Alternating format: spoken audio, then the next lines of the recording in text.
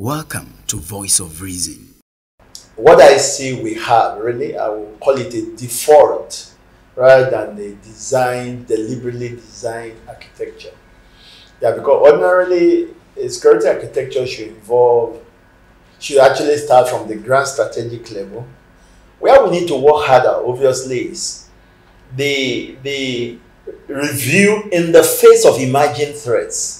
Emerging and foreseeable and contemporary threats. All of those must be kept in focus to necessitate the further review. And then of course, it's not just the review of the document alone.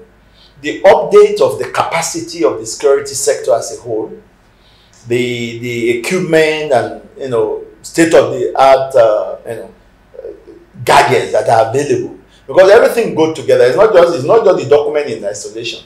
It must go pari passu with the capacity of the security sector, the equipment available to them, the technology available to them, the update on those. All of those come together to update it. That's why I say we need a more deliberate design that will be updated more regularly as the challenges we require. What has taken us aback, really, is maybe we didn't have sufficient foresight, if you like. In terms of our assessment of future tasks or future threats. Let's even start from threats.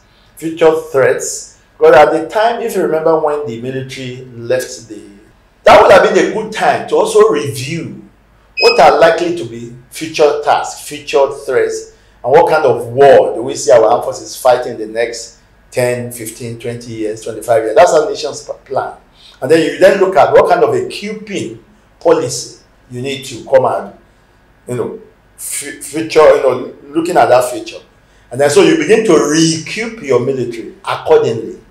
If you look at the defense budget, what is important is the capital vote, There's the capital expenditure, the vote put on that is less than 15%. It's just about 13 point something percent of the current budget, and it has never been better than that, even the previous budget. More often than not, we don't learn sufficient lessons in our own case. We find that things we've been doing since the 60s, we still do them as if we are doing them for the first time, as if we've not learned anything all the while for all the number of years we have done them.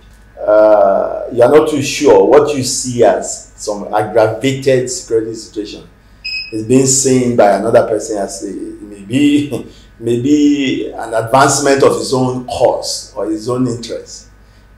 That's a major problem we have. We have a clash of aspiration, clash of vision, clash of civilization, clash of culture, of course, clash of interest. Security and political issues are inherently intertwined. In fact, more of it, if you look at the insurgency, for example, it's more of a political problem than a security problem. We have not gotten right since 1960. It's a following independence. Nigeria is a multinational, multicultural, multi-religious, multi-ethnic country. Now, we have not decisively, tried to craft a nation state out of this multinational entity. Is it possible? Of course, that's what nations like America did. That's all nations that are multi in these different dimensions I mentioned. That's the way they craft nation. A nation state is crafted. So that you look at those things that are common to the different, they are always common. I mean, we're all human beings. There's one human race. So there are sufficient commonalities that we can identify. And once you bring those to the fore, you elevate them to become what we call core shared values.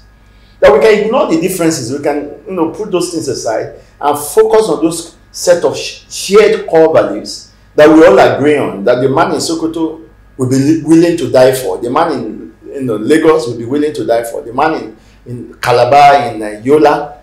Those things that bring us together. We have not done that with any determination to build that nation state. Okay. And that's why it's been difficult to even talk of national interest. Because national interest more often than not is that the interest of a regime or the interest of a group or interest, that has been the problem.